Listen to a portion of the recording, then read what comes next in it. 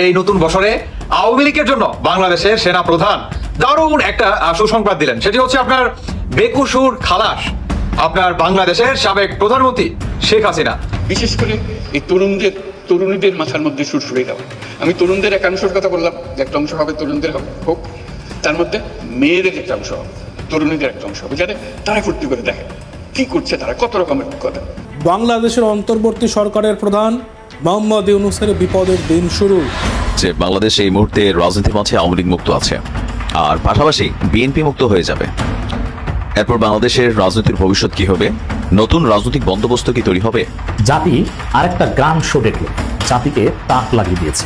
লড়াই লড়াই লড়াই চাই, লড়াই করে বাঁচতে চাই। এই লড়াইয়ে জিতবে কারা? খেলা হবে। খেলা শুরু হয়ে গেছে। রেকর্ড ভঙ্গকারী সামরিক সহযোগিতা দেওয়ার জন্য 552টা ট্যাঙ্ক সহ আরো অনেক অস্ত্রশস্ত্র ঘটনা ঘটাই দিয়েছে, নিজেদের ঝালটাকে আরেকটু চালিয়ে নিয়েছে। বিপরীতে কি আপনি সুশীলতা দেখাতে পারবেন? কি দেখাতে পারবেন? এই সুশীলতা দেখাই না, মাস্তানিও আমরা দেখাবো না। কি 5ই আগস্টের পূর্বে যেটা বাংলাদেশের প্রশ্নে যেটা হওয়া উচিত, আমরা সেটাই আমরা দেখাবো। বাংলাদেশের প্রশ্নে যেটা হওয়া উচিত, আমরা বলছি ফেসিবাদকে যারা এনাবেল করেছে। গণঅভ্যুত্থান বলি এটাকে আমি এটা কোনোভাবেই বিপ্লব নয় বলে মনে করি। যাই হোক, সেটা সামনের সারিতে ছিলেন তাদের দুটো সংগঠন, বৈষম্য বিরোধী ছাত্র আন্দোলন এবং জাতীয় নাগরিক কমিটি। তাদের একটা খুব গুরুত্বপূর্ণ টেক অ্যাওয়ে আছে বলে আমি মনে করি। আগামী 24 ঘন্টার মধ্যে ডক্টর ইউনূস পদত্যাগ করবেন বললেন সমন্বয়করা। এই কথা শুনে কঠিনভাবে রেগে গেছেন সেনাপ্রধান। বিস্তারিত রয়েছে ভিডিওতে, আপনারা দেখতে থাকুন। এখন পুলিশ বাহিনীর মধ্যে 10 জনের মধ্যে 8 জন যদি তার হৃদয়ে যদি বাকশাল থাকে, 10 জনের মধ্যে 8 জন যদি ছাত্রলীগ, যুবলীগ, আওয়ামী লীগ পরিবারের হয় বা গোপালগঞ্জের হয়, সেই পুলিশ নিয়ে কাজ করা কি সোজা ব্যাপার? এই নতুন বছরের শুরুটা নিঃসন্দেহে হ্যাপি অন্তত নয়, তা কিন্তু বলাই যায়। কালকে বাংলাদেশ সরকারের পক্ষ থেকে যে সিদ্ধান্ত নেওয়া হয়েছে, তা খুশি অখুশি সকল কিছুকে ছাপিয়ে একটা শব্দতেই এটার ব্যাখ্যা করা যায়, তা নিঃসন্দেহে ভয়ঙ্কর। অর্থাৎ ভয়ঙ্কর এক সিদ্ধান্তে। দর্শক শ্রোতা, ভিডিওর বিশেষ অংশগুলো আপনারা শুরুতে দেখতে পারলেন। আশা করি বুঝতে পেরেছেন যে আজকের বিষয়টা কতটা গুরুত্বপূর্ণ। তবে আওয়ামী লীগদের জন্য সুসংবাদ। ডক্টর ইউনূস যেভাবে বক্তব্য দিলেন, কথার ইঙ্গিতে বোঝা যাচ্ছে যে আওয়ামী লীগকে সাপোর্ট করতেছে ডক্টর ইউনূস। দর্শক শ্রোতা, ভিডিওটা অত্যন্ত গুরুত্বপূর্ণ একটি ভিডিও, তাই বলবো বিস্তারিত জানার জন্য অবশ্যই ভিডিওটা না টেনে শেষ পর্যন্ত দেখতে থাকুন। 2025 সালে কি কি ঘটবে আর কি কি ঘটে যাবে। ইতিমধ্যে যে প্ল্যানগুলো করতেছে, সকল প্ল্যান ভিডিওটা শেষ পর্যন্ত দেখলেই আপনারা বুঝতে পারবেন। বেশি কথা বাড়াবো না, চলুন আগে ভিডিওটা শেষ পর্যন্ত দেখি, তাহলে আমরা রহস্যগুলো জানতে পারবো। চ্যানেলে নতুন হলে অবশ্যই চ্যানেলটি সাবস্ক্রাইব করে নেবেন। কোনো স্বীকৃতি নাই, তার মধ্যে একাংশ থাকবে শুধু এদেরকে দেখানো,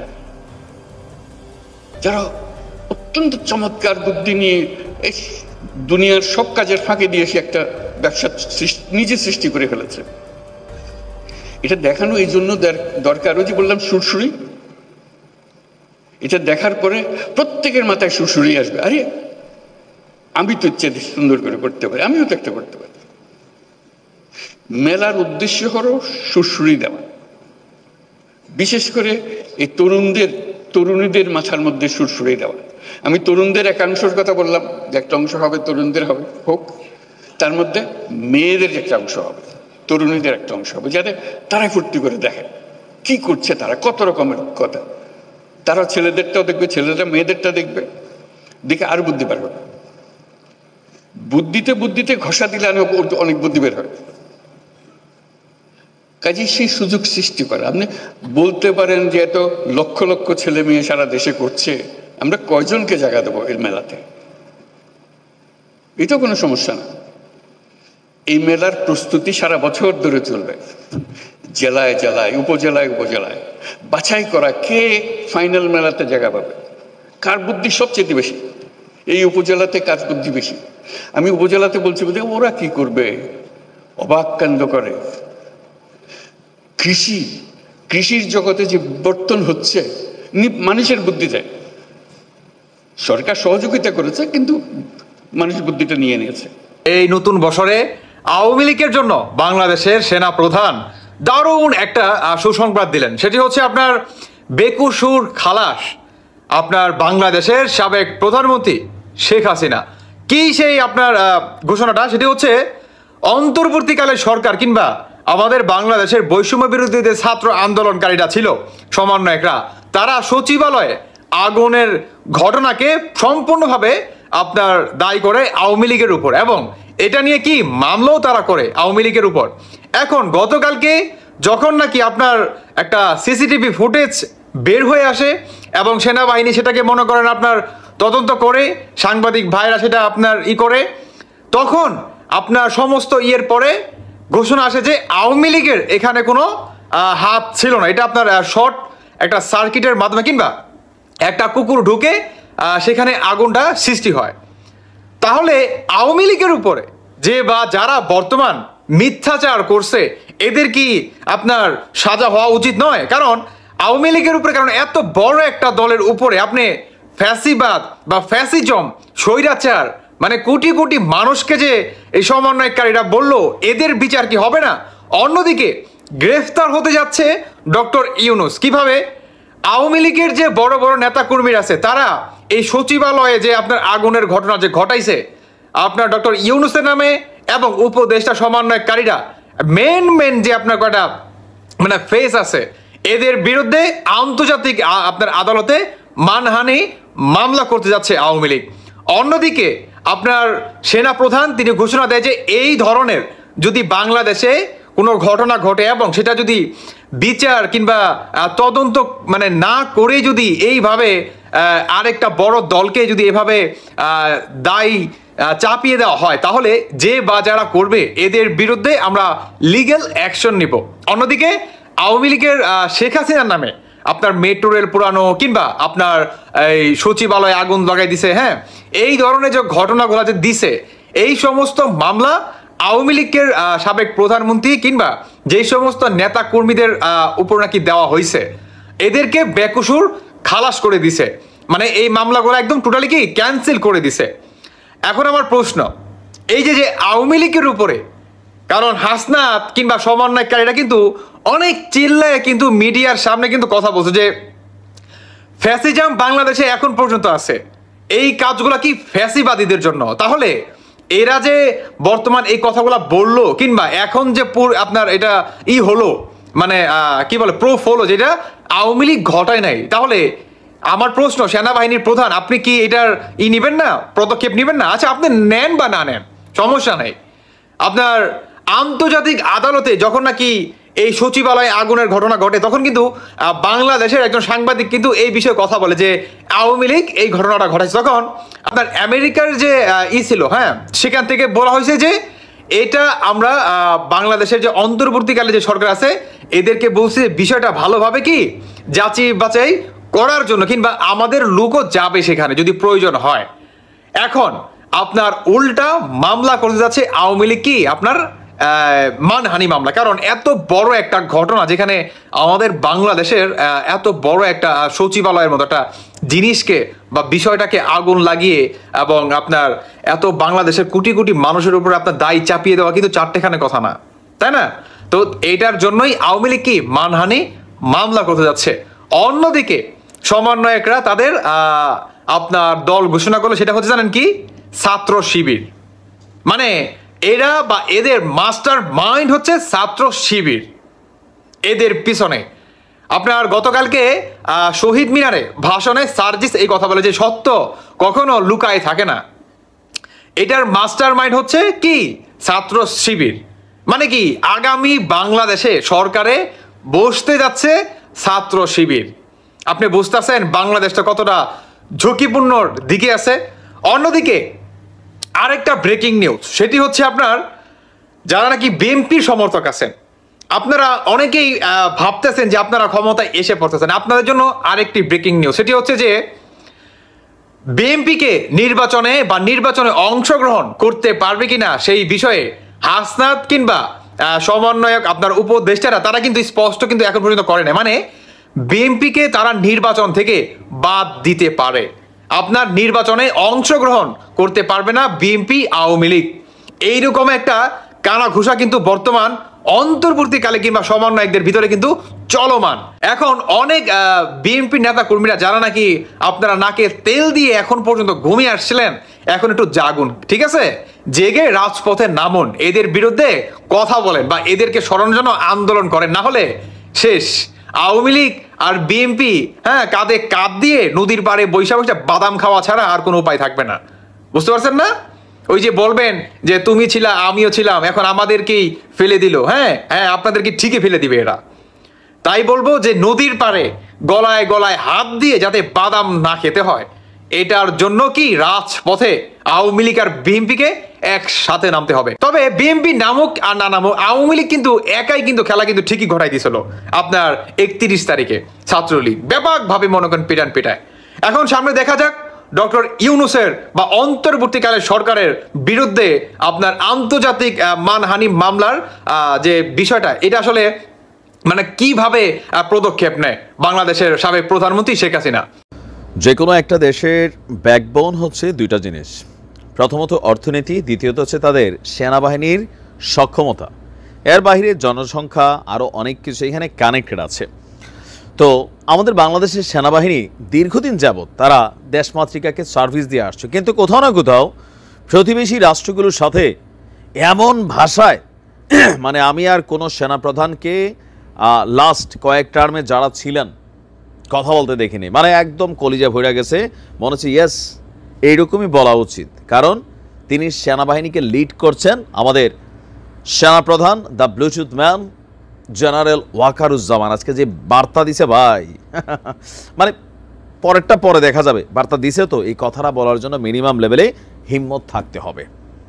যাই হোক, আমরা দেখছি যে হঠাৎ করে সেনাপ্রধানের এই বক্তব্য কেন ভাইরাল, তিনি কি এমন বলেছিলেন ভারতের ইস্যুতে, খুবই সুচিন্তিত এবং কি গঠনমূলক কথা বলেছেন। তিনি বলছেন ভারতের সঙ্গে দেওয়া নেওয়ার সম্পর্ক হতে হবে কিসের ভিত্তিতে? ন্যায্যতার ভিত্তিতে, যেটা আমরা বরাবরই দাবি করে আসছিলাম। আর এর আগে কোনো সেনাপ্রধান সর্বশেষ কবে ভারতের মানে এই আগ্রাসনের বিরুদ্ধে এইভাবে স্পষ্ট কথা বলেছেন? আমি অন্তত গত 6 বছরে কোনো নিউজ করার জন্য এমন টপিক পাইনি। প্রথম আলোকিত এক সাক্ষাৎকারে আমাদের সেনাপ্রধান বলছেন যে ভারত আমাদের গুরুত্বপূর্ণ প্রতিবেশী, আমরা অনেক দিক থেকেই ভারতের উপর নির্ভরশীল, আবার ভারতও আমাদের কাছ থেকে সুবিধা নিচ্ছে।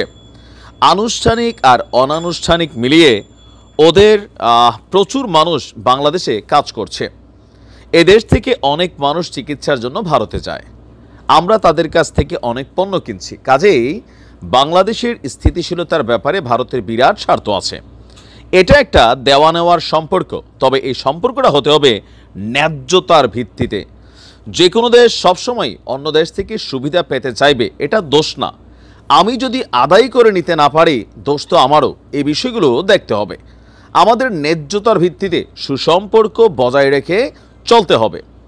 জনগণ যেন কোনোভাবেই মনে না করে ভারত বাংলাদেশের উপর কর্তৃত্ব করছে বা এমন কিছু করছে যা আমাদের স্বার্থের পরিপন্থী, কোনোভাবেই মানুষ যেন এটা না ভাবে। এখন এখানে তিনার যে কথাগুলোর মধ্যে আমি খুবই গুরুত্বপূর্ণ যে কয়েকটা অংশ আপনি যদি দেখেন, যে ভারত এবং বাংলাদেশের মধ্যে পারস্পরিক যে সম্পর্কের বিষয়গুলো, এগুলো কিন্তু আমরাও স্বীকার করতে পারি না। বাংলাদেশের স্থিতিশীলতার জন্য ভারতের যেমন সহযোগিতা দরকার, আবার ভারতের স্থিতিশীলতার জন্য বাংলাদেশের সহযোগিতা দরকার। দুই দেশই একে অন্যের উপর ডিপেন্ডেবল। তো আমাদের সেনাপ্রধানের যে বক্তব্যটা যে ন্যায্যতার ভিত্তিতে, আর পৃথিবীর প্রত্যেকটা দেশই চাইবে সুবিধা নিতে, তিনার এই কথাগুলো কিন্তু যথেষ্ট গুরুত্বপূর্ণ, অর্থবহ। এখন আমার স্বার্থটা যদি আমি নিজের জলাঞ্জলি দিয়ে দেই, তো অন্য দেশ তো নেবেই, এটা তাদের দোষ না। এটা যে কোনো রাষ্ট্রই তাদের রাষ্ট্রের স্বার্থে অন্য দেশ থেকে টেকনিক্যালি চাপ দিয়া পারুক, মিষ্টি কথায় পারুক, আদর কইরা পারুক, সোহাগ কইরা পারুক, জাদু মনু সোনা ডাইকা পারুক, যতটুকু স্বার্থ তার আদায় করা দরকার এটা সে যেভাবে আদায় করুক, এটা সে করতে পারে। এখন দোষ হচ্ছে আমি কেন দিচ্ছি? আমি যদি না দিই, আমি যদি নিজের অধিকারটা বুঝে না নিতে পারি, তাহলে তো ভাই যারা নিচ্ছে তাদের দোষ না। এখন এতদিন পর্যন্ত এটা কেন দোষ ছিল যে আমাদের রাজনৈতিক সরকারগুলো জনগণের উপর আস্থা না করে প্রতিবেশী রাষ্ট্র, বিদেশি শক্তি তাদের উপর কিন্তু আস্থাশীল, এটা বাস্তব। বিএনপি গত 17 বছর কেন আসলে তারা পারেনি শেখ হাসিনার সরকারের পতন করাইতে বা মাঠে নাইমা প্রটেস্ট করতে? একটাই কারণ, জনগণের উপর তাদের যে ভরসার জায়গাটা হালকা ছিল। তারা চলে গেছিল আমেরিকার কাছে, আরও বিভিন্ন জায়গায় কন্টিনিউ এই কাজগুলো করেছে। কিন্তু ছাত্রদের ইস্যুটার পর আবার মানুষের মধ্যে একটা ফ্যাক্ট ক্রিয়েট হয়েছে যে না, বিদেশি কোনো শক্তি টক্তি আসলে দেশকে কন্ট্রোল করে না, কোথাও না কোথাও দেশের জনগণ। সো এই জনগণের উপর আস্থা থাকতে হবে, সরকারকে জনগণের পালস বুঝতে হবে। আর জনগণ যদি কোনো দেশের সরকারকে সাপোর্ট করে, সেই সরকার অবশ্যই অনেক শক্তিশালী হয়, যে কোনো দেশের সাথে ন্যায্যতা এবং সমতার ভিত্তিতে নিজেদের অধিকারগুলো আদায় করার ক্যাপাবিলিটি রাখে। তবে এমনভাবে কোনো সেনাপ্রধান কিন্তু এই বিষয়গুলো আর বলেনি। ভারতের বিভিন্ন ধরনের হুমকি ধামকির এগেনস্টে তিনি কিন্তু সুন্দর ভাষায় যেটা বোঝানোর সেটা বুঝাই দিয়ে গেছেন।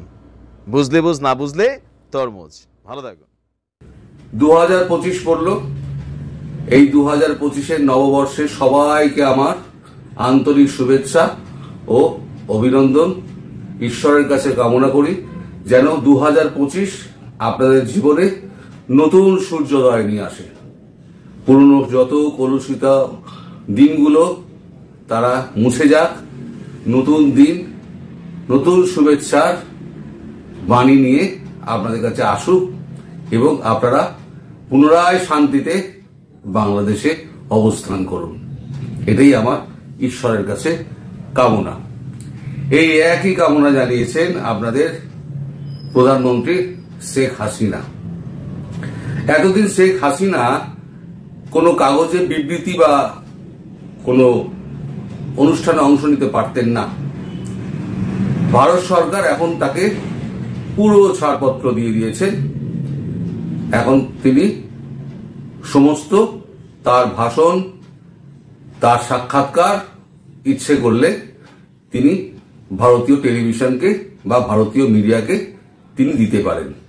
তারই প্রথম নিদর্শন হিসেবে গতকাল শেখ হাসিনা সমস্ত সংবাদপত্রের কাছে তিনি একটি প্রেস বিবৃতি পাঠিয়েছেন তার দেশবাসীর উদ্দেশ্যে সবাইকে শুভ নববর্ষের শুভেচ্ছা জানিয়ে।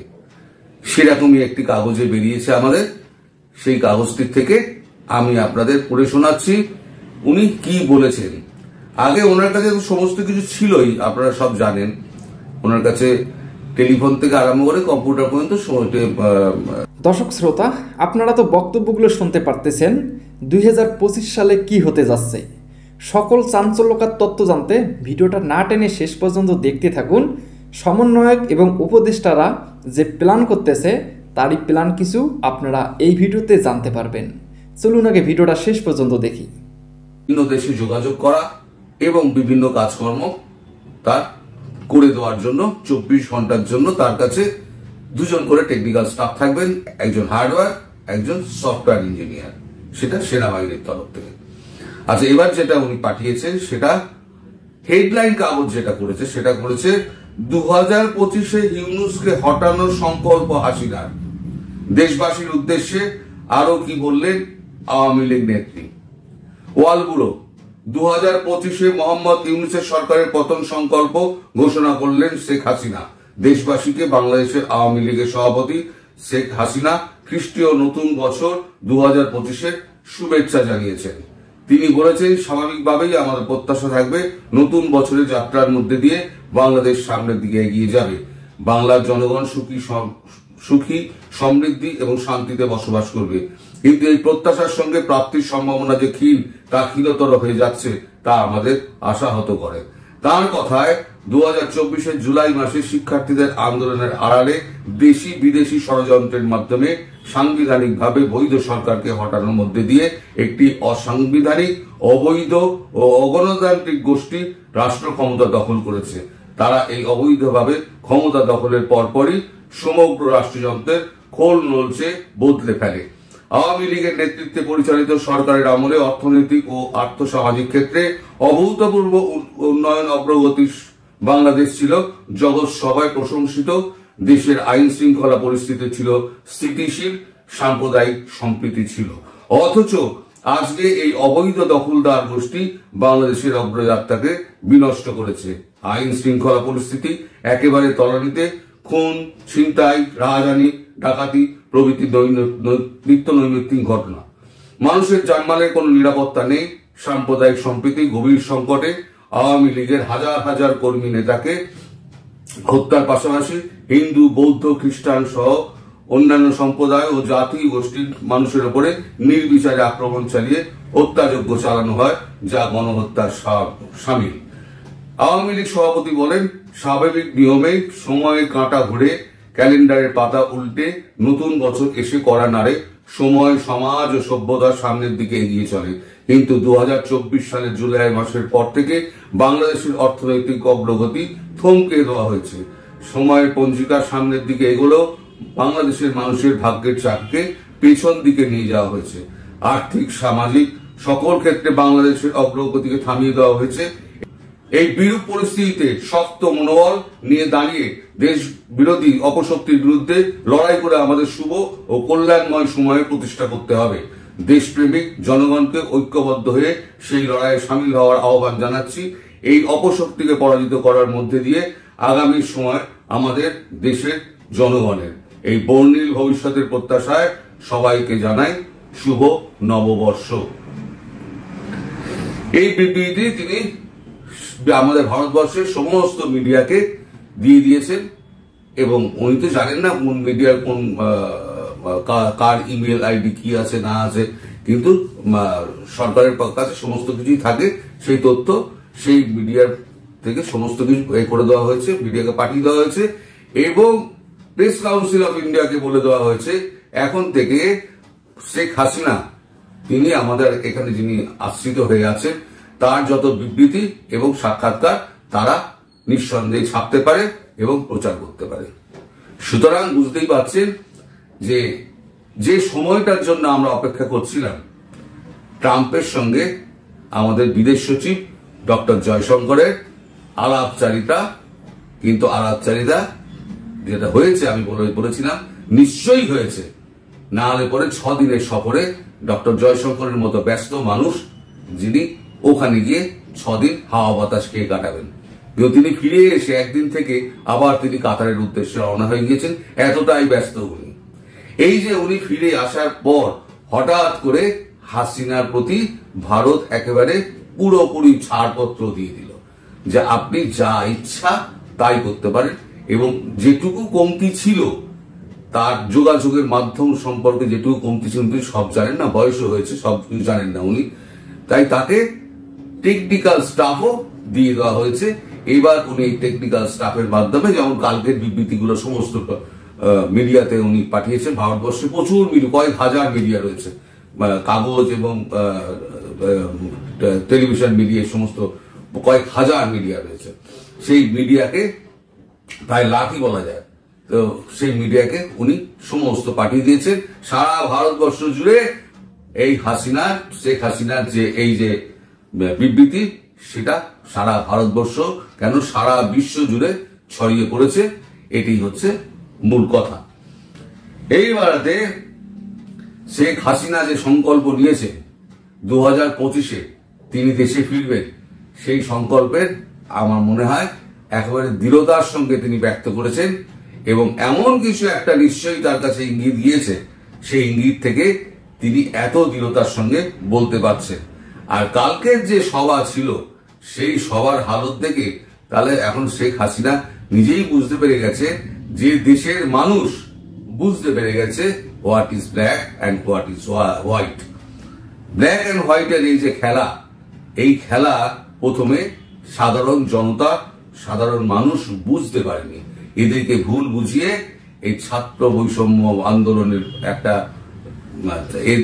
ছাতা দিয়ে এদেরকে রাস্তায় নামিয়ে দেওয়া হয়েছিল ক্ষমতা দখলের জন্য। এখন মানুষ 5 মাসে বুঝে গিয়েছে শেখ হাসিনার সময়তে কি অবস্থা ছিল আর এখন কি অবস্থা আছে। এখন আমি বারবার বলি না, নিত্য প্রয়োজনীয় দ্রব্যমূল্যের ঊর্ধ্বমুখী দাম থেকে আরম্ভ করে আইন শৃঙ্খলা কিছুই মানুষের আয়ত্তের মধ্যে নেই। মানুষ আজকে জানে না যে কাল কি হবে, স্বপ্ন দেখা ভুলে গেছে দেশের মানুষ। এই অবস্থায় দেশের মানুষই চাইছেন শেখ হাসিনা আবার ফিরে আসুন এবং তিনি এসে আবার হাল ধরুন। কালকে ছাত্র বৈষম্য যে ওই চ্যাংড়াগুলোর যে সমস্ত মিটিং ফিটিং ছিল, আমি বলেছিলাম না কিচ্ছু হবে না, অশ্বডিম্ব প্রসব। অনেকে জিজ্ঞেস করেছে অশ্বডিম্ব প্রসবটা আবার কি? যেমন ঘোড়ার যেমন ডিম হয় না, তেমন এসবের কোনো সমাধান বেরোয় না বা কোনো ফল হয় না। এইগুলো করার মানুষকে ভুল বোঝাবে, একদিন বোঝাবে, 2 দিন বোঝাবে, 3 দিন বোঝাবে, 4 দিনের দিন সে আর বুঝবে না। মানুষ কিন্তু সত্যটা উপলব্ধি করে নেবে, বাছাই করে নেবে।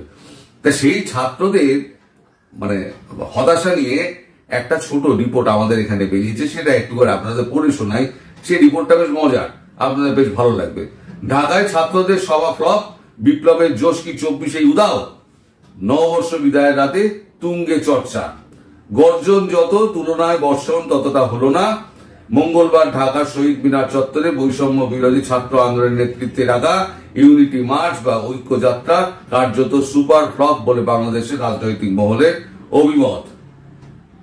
5 মাস আগে এই শহীদ মিনার চত্বরে ছাত্রদের সভায় ঢাকার একাংশ অচল হয়ে যেত। জনপ্রিয়তার জোয়ারে ভাষা ছাত্ররা নেতারা সভাস্থল থেকে বের হতে পারতেন না। সারা রাত জনতার দখলে থাকতো শহীদ মিনার। সেই চত্বরে মঙ্গলবার সভা ছিল অনেকটাই ফাঁকা, ঠাসা ভিড়ে ঠেলাঠেলি ছিল না। অধিকাংশ সময় সভাস্থল ফাঁকাই ছিল, যদিও কুল ছাপানো ভিড় হবে ধরে নিয়ে ঢাকা মহানগর পুলিশ সংলগ্ন রাস্তায় যান চলাচল নিয়ন্ত্রণ করে, বহু রাস্তা বন্ধ করে দেয়, যদিও যান চলাচল স্তব্ধ হওয়ার মতো ভিড় শহীদ মিনারে হয়নি। অবশ্য মঙ্গলবারের সভা ফ্লপ হওয়ার সেটাই প্রধান কারণ নয়। অনেকে মনে করছেন গণ অভ্যুত্থান ঘিরে মানুষের যে প্রত্যাশা তৈরি হয়েছিল তা ধাক্কা খেয়েছে। আইন শৃঙ্খলা পরিস্থিতি স্বাভাবিক হয়নি, জিনিসপত্রের দাম আকাশ ছোঁয়া, তার উপরে রাজনৈতিক হত্যা, প্রতিহিংসার ঘটনায় মানুষ বিরক্ত ছাত্রদের দিশাহীন নেতৃত্ব এবং ঘোষণায়। এই অবস্থায় গণ অভ্যুত্থানে অংশ নেওয়া ছাত্র সমাজের মধ্যে যেমন হতাশা তৈরি হয়েছে, তেমনি সাধারণ মানুষের মধ্যে তীব্র অসন্তোষ স্পষ্ট। ছবি একটা দিচ্ছি দেখুন, মুখগুলো কেমন শুকিয়ে গেছে। আরে বাঁচা আমার, কত স্বপ্ন দেখেছিল রাষ্ট্র ক্ষমতা দখল করবে, এখন দেখুন চোখ মুখ শুকিয়ে গেছে, দুশ্চিন্তার ছাপ। ভালো করে দেখুন ছবিটা। হাসনাত আব্দুল্লাহ, সে তো বক্তব্য রাখছে, তার চেহারাও কালো পড়ে গেছে, সেই উজ্জ্বলতা নেই। আর পিছনের মুখগুলো দেখুন শুকিয়ে সব আমসি হয়ে গেছে। যে এবার কি হবে? এবার তো পিঠের চামড়া তো উঠে যাবে। এবারতে কে বাঁচাবে? বাঁচানোর লোক কিন্তু আর নেই। এবার দেশের জনতাও যেমন পিটছে, এইবার সরকার পরিবর্তন হলে সরকারের পুলিশও পিটবে। এই পুলিশকে যাকে বেড়েছেন না, তারা এবার প্রতিশোধ নেওয়ার জন্য আপনাদের বিরুদ্ধে কি কি ব্যবস্থা নেয় তার জন্য এবার আপনারা প্রস্তুত থাকুন ভাই। এই সমস্ত চ্যাংড়াবাটি যারা আছে, 2025 আপনাদের জন্য মোটেই ভালো হবে না, কিন্তু বাংলাদেশি বাসীদের জন্য 2025 অনেক অনেক সৌভাগ্য নিয়ে আসুক, এটাই আমার পরম প্রার্থনা ঈশ্বরের কাছে। আপনারা সবাই ভালো থাকবেন। জুলাই আগস্টের বিজয়ের নেপথ্যে বাংলাদেশ ইসলামী ছাত্র শিবির ঢাকা বিশ্ববিদ্যালয় শিবির যে অন্যতম নায়ক, তার আরেকটা স্বীকৃতি পেল ঢাকা বিশ্ববিদ্যালয় ইসলামী ছাত্র শিবির। দর্শক, আমি আগেই বলেছি, বা এটা আপনারা জানেন, ওয়েল এস্টাবলিশড, ইসলামী ছাত্র শিবির জুলাই আগস্ট গণবিপ্লবের নেপথ্যের নায়কদের মধ্যে অন্যতম, একমাত্র, বা একথা কিন্তু আমি বলছি অন্যতম, ওয়ান অব দি। কিন্তু এগুলো স্বীকৃতি মিলছে না, অনেকে এটা অস্বীকার করছে, শিবিরকে আন্ডারগ্রাউন্ড বলে গালি দিচ্ছে, যে প্রকাশ্য রাজনীতি করে নাই, আওয়ামী লীগের সাথে ট্যাগ করছে, উদ্ভট অনেক কল্পকাহিনী প্রচার করছে, বিশেষ করে বিএনপি ছাত্রদল। এই পরিপ্রেক্ষিতে শিবিরের অফিসিয়াল স্বীকৃতিটা জরুরি। শিবির কয়েক ধাপে স্বীকৃতি পেয়েছে অলরেডি। আমার দেশ পত্রিকায় নেপথ্যে নায়ক শিরোনামে সাদিক কায়েমজি কলাম লিখেছে, এটা একটা হিস্ট্রি কোডিফিকেশন। এছাড়া জুলকারনাইন সায়েরের বেশ কিছু লেখায় শিবির স্বীকৃতি পেয়েছে, এটা আরেকটা অ্যাচিভমেন্ট। বৈষম্যবিরোধী ছাত্র আন্দোলনের অন্যতম সমন্বয়ক শারজিস আলম শিবির সদস্য সম্মেলনে শিবিরকে স্বীকৃতি দিয়েছেন, এটা আরেকটা অর্জন। 2025 সালের প্রথম দিনে ইত্তেফাকে প্রকাশিত একটা রিপোর্ট, এটা আমি মনে করি শিবিরের জন্য আরেকটা স্বীকৃতি। মানে এগুলোই পরবর্তীতে ইতিহাসে, এখন যেরকম আমরা 71 ইতিহাস পড়ি, স্টাডি করি, ওরকম 40-50 বছর পর তরুণ প্রজন্ম জানবে যে শিবির কিভাবে ভূমিকা রেখেছিল। এজন্য ইত্তেফাকের এই রিপোর্টটা শিবিরের জন্য আরেকটা স্বীকৃতি হিসেবে আমি দেখতে চাই। 2024 সালের বাংলাদেশ যারা ছিলেন পরিবর্তনের নেপথ্যে, মানে ইত্তেফাক বাংলাদেশের সবচেয়ে পুরনো পত্রিকা, এই ইত্তেফাক কিন্তু পরিবর্তনের নেপথ্যে যারা, তাদের মধ্যে শিবিরকে স্বীকৃতি দিয়েছে। অতএব এটাকেও আমি সিগনিফিকেন্ট হিসেবে দেখতে চাই।